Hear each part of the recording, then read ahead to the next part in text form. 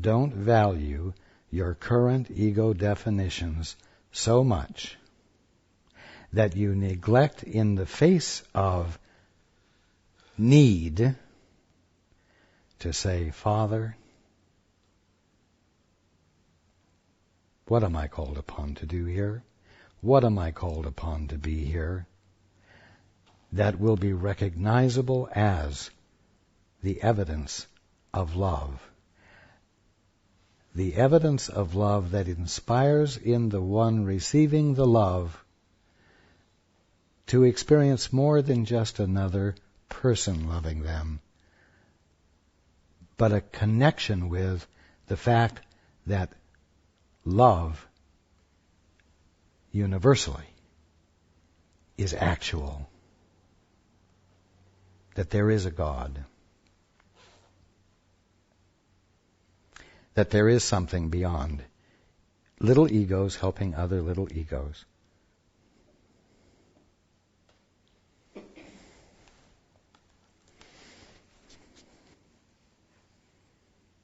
Every idea has a purpose, and its purpose is always the natural extension of what it is.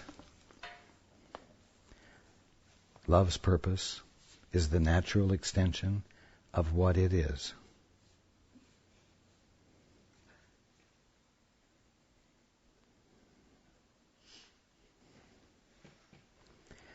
I will say this.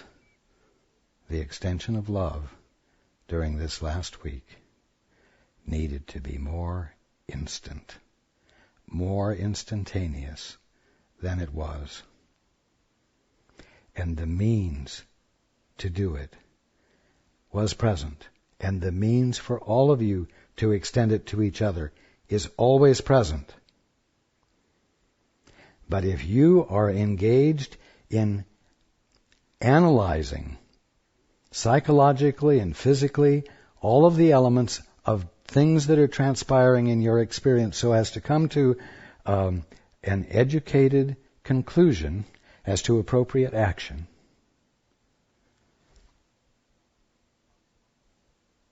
your extension of love that triggers an illumination of God in the awareness of the one you're extending it to will be delayed unnecessarily and with just as negative and harsh effects as what you saw during this past week. Harsh because anything you engage in that doesn't remind your brother of the infiniteness of good is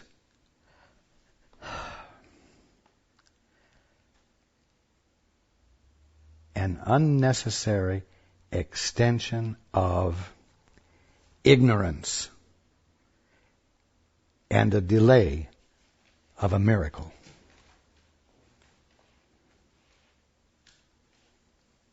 So, watch how, during this coming week, you relate to your brothers and sisters.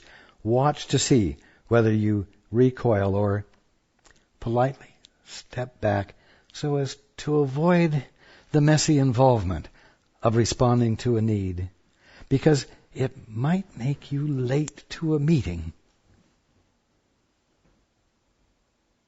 Or for whatever reason, watch the ways you use to keep a distance between your brothers and sisters where the connection would count.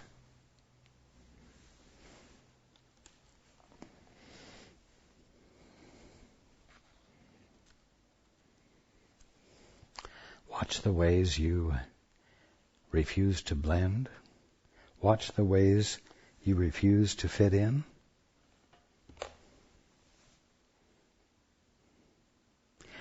Because every time you do that, what you're trying to do is to assert your independence and your autonomy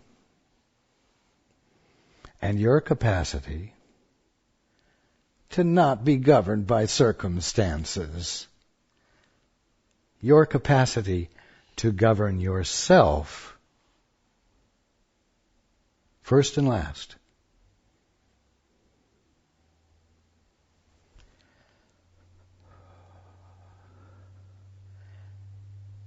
Watch and see how much of your behavior is an expression of righteousness, goodness, a state of being that causes you not to have to relate to your brother, not to have compassion on your brother.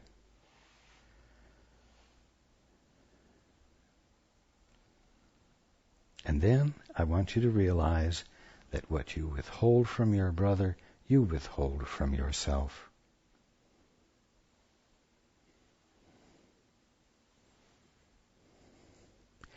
And that's not love. That's not the nature of your being. And it's not your function, even though you absolutely believe it is.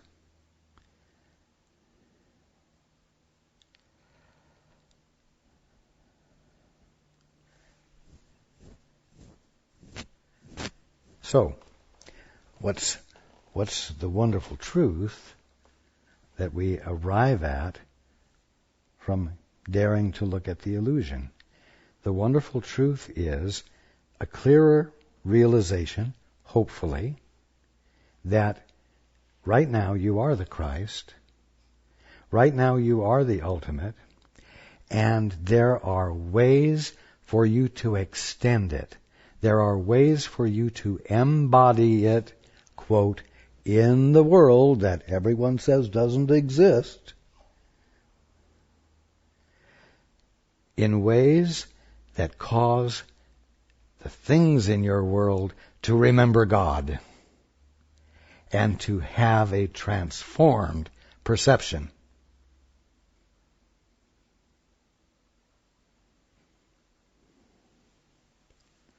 You have capacities that you haven't been able to enjoy because you've been so busy defending your self-righteousness.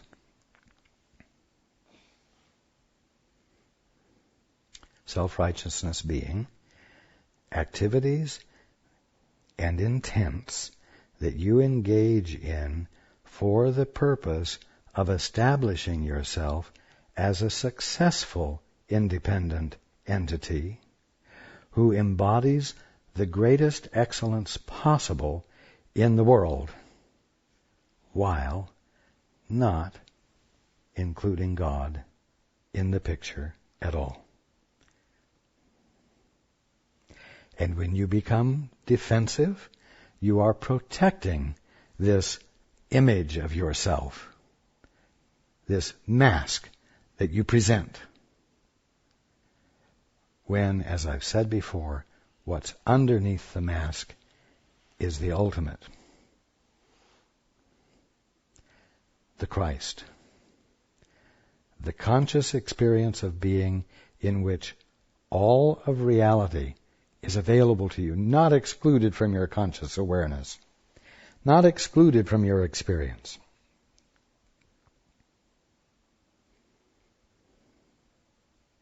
You don't have to be afraid of your habits of ignorance. Just be aware that they're there and that they're nonsense. So that on the basis of their nonsensicalness, you can let them go in preference to finding all of the ways that you can relate to your brother and sister, meeting real needs, because you've been defenseless enough to be sensitive to them.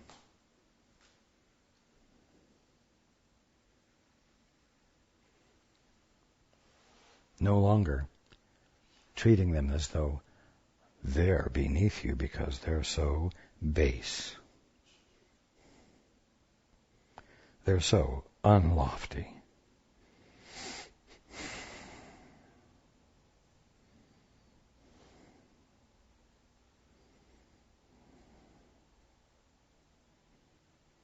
Until you've been without water, without electricity, without anything to provide comfort, you have no idea how divinely significant something as simple as a hot bath is.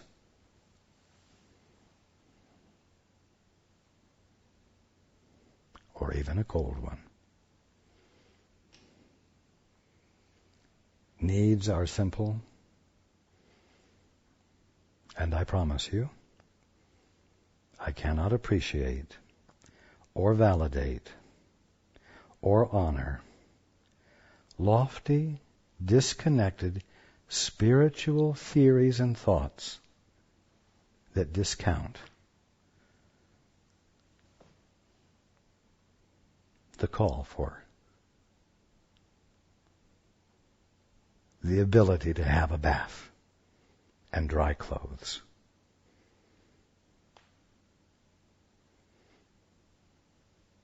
And something to eat.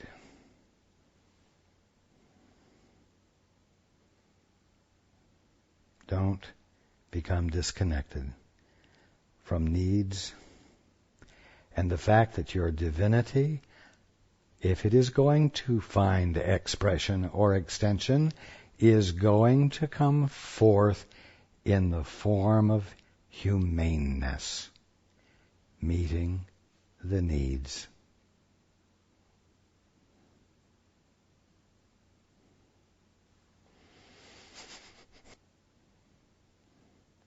As I said to Paul a long time ago, keep your feet on the ground and your head not too far away.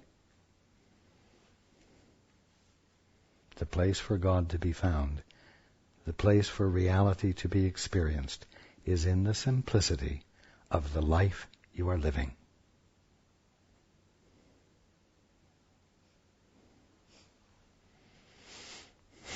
I love you all.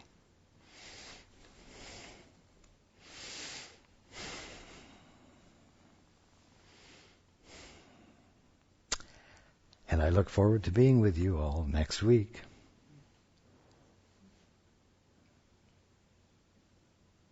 Perhaps a little more sober and a little bit happier, a little more fulfilled.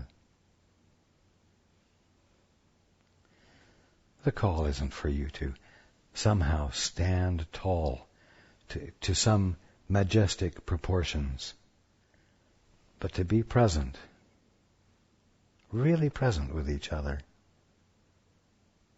sensibly present with each other, taking the time to be aware of needs and doing what you can to fulfill them because you care and because you're constantly asking the Holy Spirit or your guide or your Father, what can I do?